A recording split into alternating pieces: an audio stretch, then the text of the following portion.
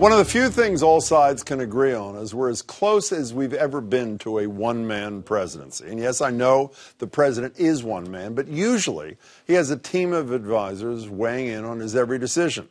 Not this one.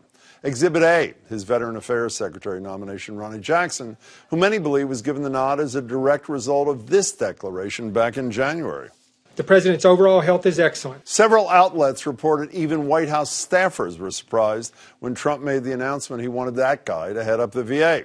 But now Jackson's confirmation hearing, which was supposed to happen tomorrow, has been indefinitely postponed, as multiple outlets are reporting that whistleblowers told the Senate Veterans Affairs Committee that Jackson has exhibited questionable behavior, including excessive drinking, creating a toxic work environment, and improperly dispensing medication. Here's what the president had to say today when he was asked about the controversy. What he is a leader and a good man. But I told him, I said, you know what, Doc? You're too fine a person. The fact is, I wouldn't do it. I wouldn't do it. What does he need it for?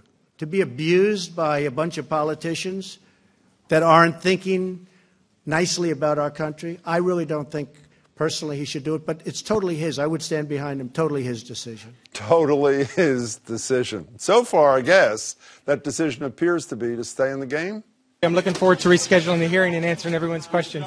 And there will be questions, just like there were about Trump's unilateral move to pardon former Dick Cheney aide Louis Scooter Libby that came out of left field earlier this month. And the latest reports that the president's sneaking off to use his personal cell phone to contact outside advisors so Chief of Staff John Kelly can't stop him. It's all part of the pattern the Washington Post described a few days ago of Trump calling his own shots. But is it working? Joining me are New York Times reporter Farah Stockman. Hi, Farah. Nice to see you. Freelance journalist Joanna Weiss. Hello to you, Joanna. And the editor of the Boston Globe Ideas section, Dante Ramos. Dante, it's good to see you. Good to be here. As I said, it's never more obvious, Farah, that there's a one-man show. You know, on one hand, it's the personal cell thing, the VA disaster. Obviously, the guy's going to withdraw it at some point. But on the flip side, he accepts, with no consultation with anybody, just talking to South Koreans, this meeting with North Korea that could end up changing the world in a really positive way. So is the jury yet in on this one-man band style of governing?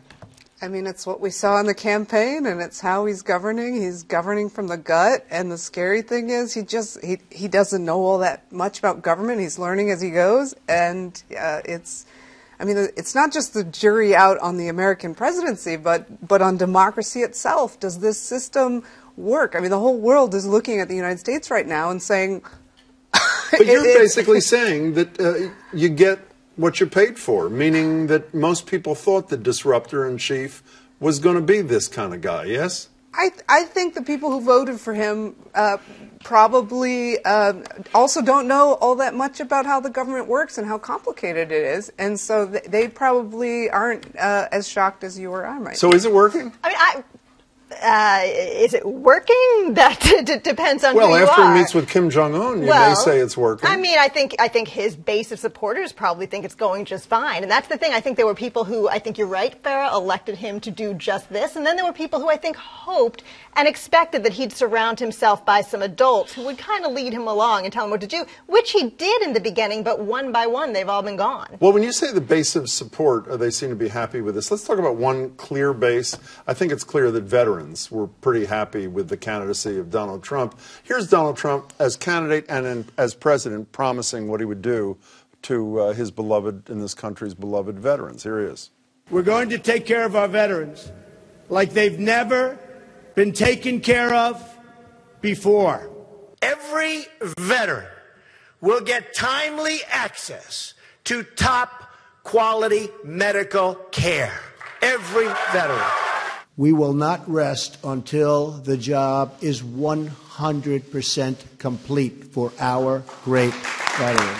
Now, Dante, the flip side of what I was saying to these guys a couple of seconds ago is this Jackson disaster is happening to, one would argue, all those veterans that he's made promises to. Is that base that Joanna talked about going to say you abandoned us, you promised us leadership, fixing what ails the VA, and this is what you gave us? I don't think the base of people who supported Trump's candidacy did so on the basis of his policy on veterans. I mean, it was, as Farah said, it's much more of a gut appeal.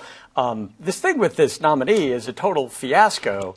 But because he did it essentially with no consultation, because he liked it. He said, you're 6'3" and 230 pounds. But because he's choosing people based upon how they look and how he likes them, and how loyal they are to him. And how loyal to them they are. And there's no vetting. And I think that's part of the key. I mean, Trump's argument was essentially that there are these barnacles encrusted on American government, and we're just going to chisel them off.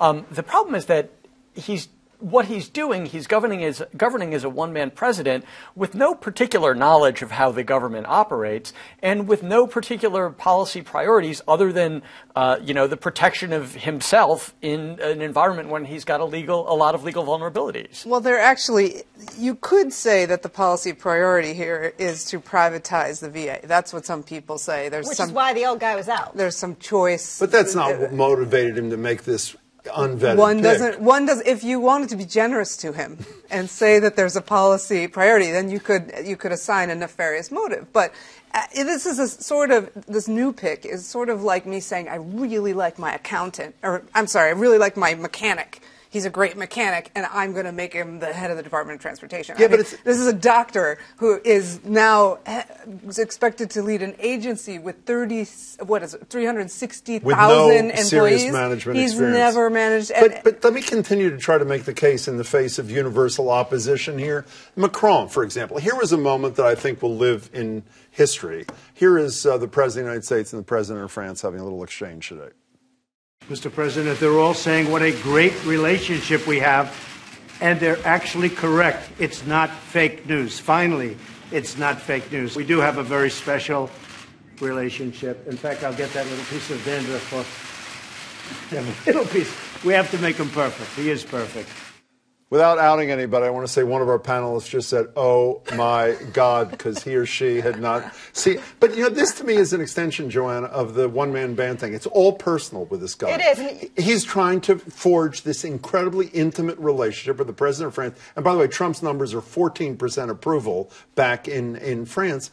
But he's trying to beguile Macron, no? Well, sure, and Macron looks in that image. He looks like one of the candidates on The Apprentice. He's kind of got that look next to Trump. I think Trump believes that diplomacy is a one-on-one personality game. It's a variation on the same thing we're talking about, It's a variation on the same theme, and he thinks that he can do, in France, in North Korea, he can go into these situations, and based on the power of him being Donald Trump, successful Donald Trump, winning, he's going to be able to make these diplomacy gains. That's his worldview. Can we go to the person who may have said, "Oh my God"? Oh, that would be you. That would be me. Although Dante's mouth has been wide open for 5 minutes, so I kind of feel guilty about that.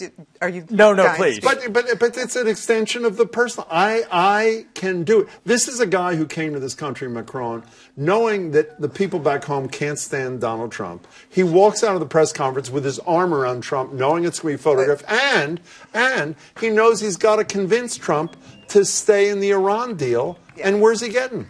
Well, we'll find out on May 12th. Nobody knows. It's like a anyway. It is like a game show. It is. But I think just to take a step back and give some context, the French president is now the leader of the free world. Like he leads NATO. Some would say Merkel is coming on. The two of them, but the two of them are really viewed in Europe as the leader of the free world right now, and their mission is to moderate America.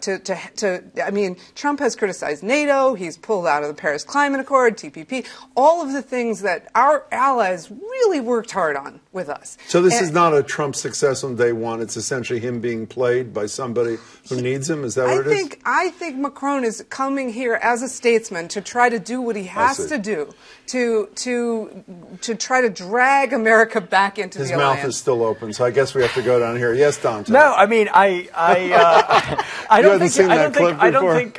No, I'd seen the clip, but you play it again, and I don't read that at all as Macron being charmed by Trump. I read it as he comes to the United States with a statesman-like purpose in mind. This kind of intimate diplomacy that Joanna's talking about.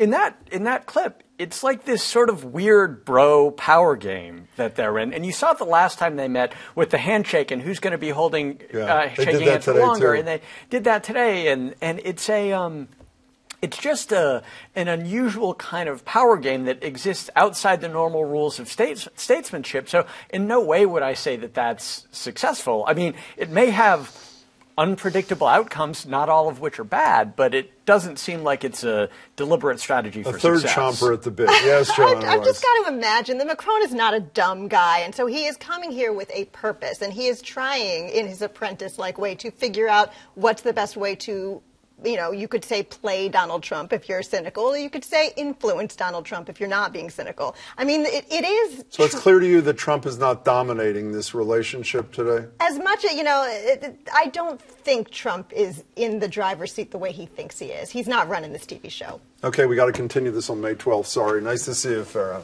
Great to see you. Joanna, great to see you. Dante, as always. Thank you. We'll play that tape again if you want to stick around.